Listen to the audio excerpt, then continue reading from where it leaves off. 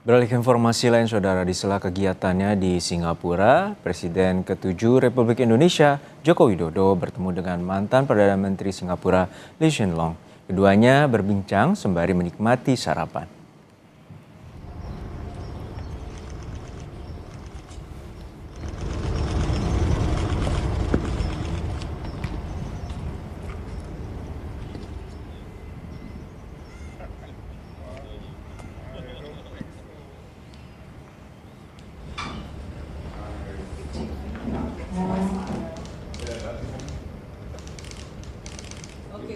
Pertemuan keduanya berlangsung di Hotel Raffles, Singapura. Jokowi terlihat disambut oleh mantan Perdana Menteri Singapura, Lee Hsien Loong.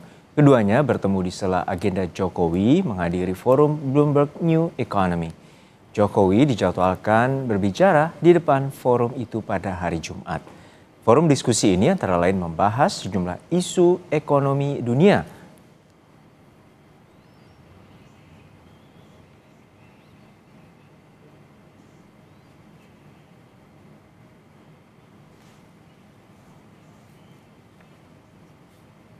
Lewat akun Instagramnya, Jokowi mengatakan sebagai berikut: ngobrol santai bersama sahabat lama, Menteri Senior Lee Hsien Loong, dari tawa ringan mengenang masa lalu bersama, hingga gagasan besar tentang masa depan Indonesia Singapura.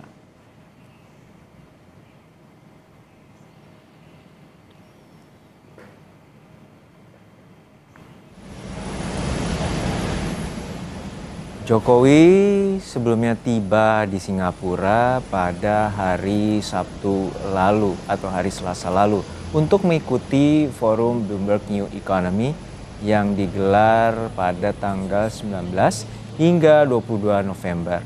Jokowi dijadwalkan akan berbicara di forum pada hari Jumat mendatang.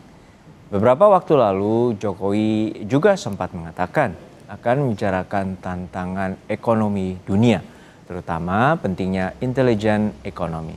Forum Bloomberg New Economy akan membahas tantangan ekonomi dunia dan bagaimana solusi pemecahannya, sehingga data ekonomi ke depan akan lebih akurat dan aktual.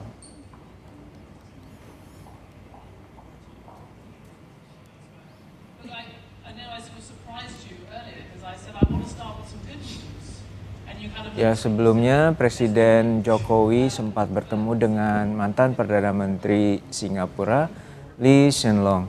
Keduanya sempat berbincang sembari menikmati sarapan dan membahas tentang ekonomi dunia.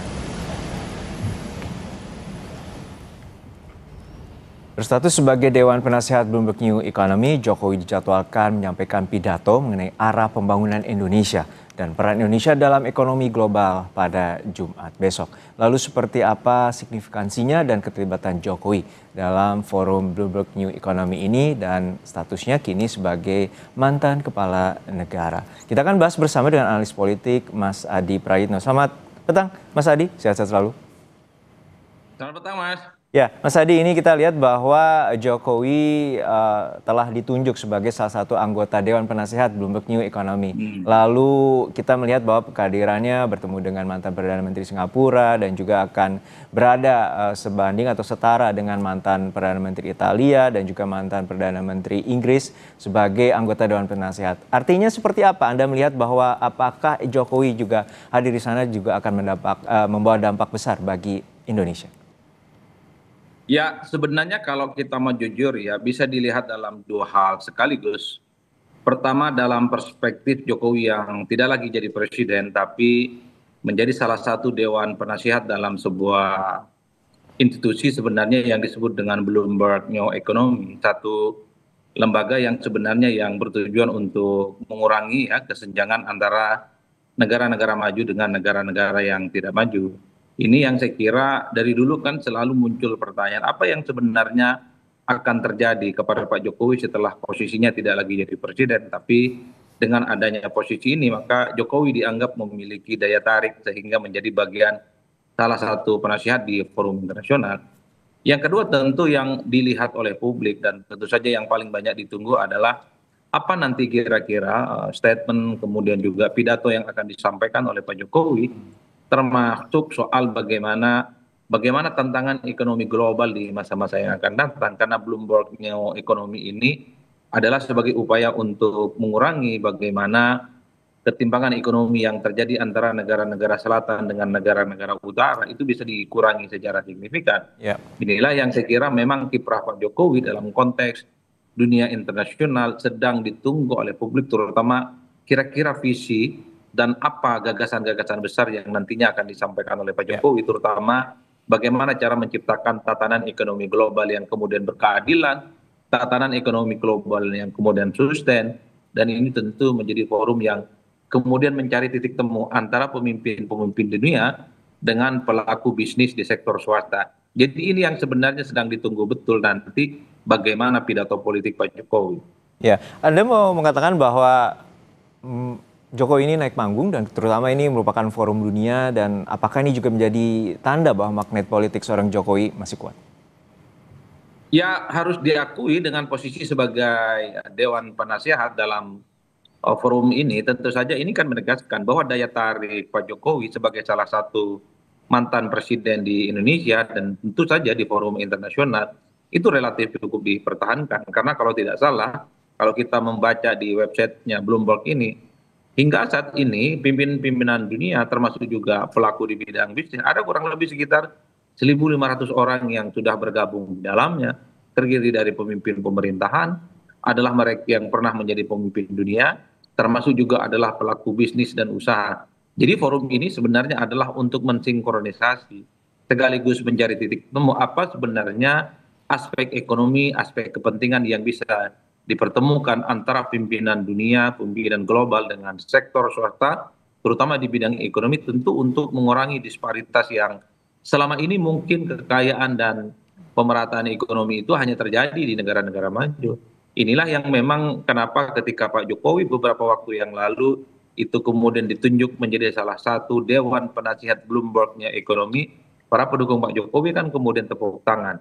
Semacam ingin memberikan pesan bahwa Pak Jokowi setelah tak lagi jadi presiden, tapi posisinya peran-perannya itu masih dianggap cukup signifikan di kancah internasional.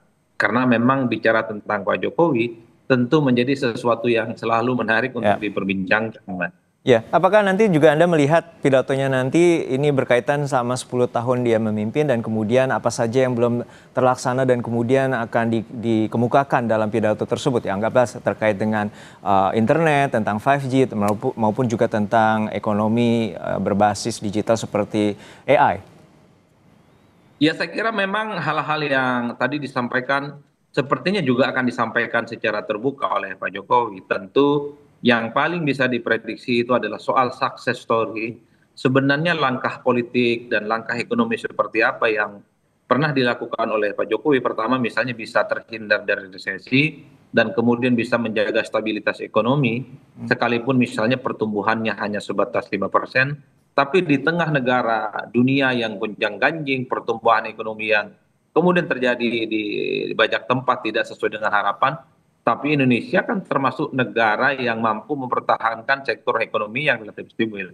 Nah, yang kedua sepertinya memang tidak terlepas hal-hal yang seringkali kita dengarkan ya soal bagaimana cara menciptakan industri ekonomi yang kreatif, tentang pentingnya digitalisasi, bagaimana peluang AI yang kemudian menjadi salah satu instrumen yang ke depan itu bisa diproyeksikan sebagai upaya untuk menciptakan lapangan pekerjaan, menciptakan bagaimana sektor ekonomi negara tertentu itu relatif kompetitif jika dibandingkan negara-negara yang lain.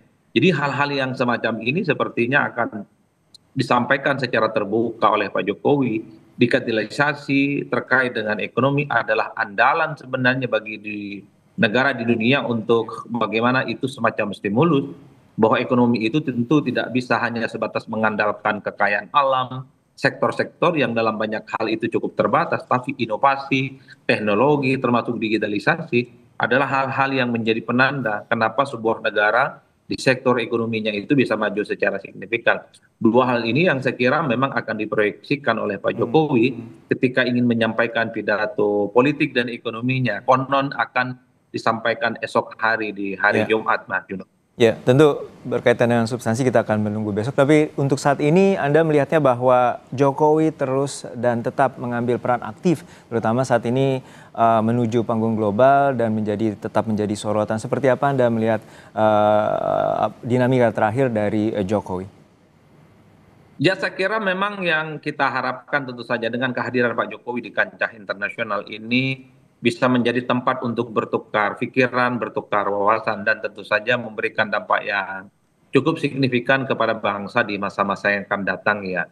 Karena apapun judulnya, dengan posisi Jokowi sebagai penasehat di Bloomberg New Economy ini kan dilihat sebagai satu apresiasi yang diberikan oleh dunia dan forum internasional bahwa Jokowi pastinya dianggap sebagai sosok yang inspiratif, memiliki pengalaman-pengalaman yang cukup luar biasa yang perlu di-share kepada pemimpin-pemimpin dunia yang lain, yang saya kira memang itu dianggap sebagai sebuah keinginan bagaimana Indonesia, mantan-mantan pemimpinnya, itu memiliki kontribusi yang cukup signifikan, terutama soal insight di bidang ekonomi, di tengah gonjang-ganjing dan persaingan global yang cukup luar biasa. Karena Baik, kalau kita mau jujur sebenarnya Bloomberg New Economy ini kan adalah sebagai sebuah respon bagaimana dunia itu berubah secara signifikan. Kekayaan dan dunia berkembang itu bukan hanya di negara-negara utara, tapi di negara-negara selatan yang selama ini terbelakang itu juga muncul secara signifikan. Kemajuan bukan hanya terjadi di barat, tapi juga sudah mulai muncul di baik. timur. Dalam konteks inilah Pak Jokowi sebagai mantan presiden,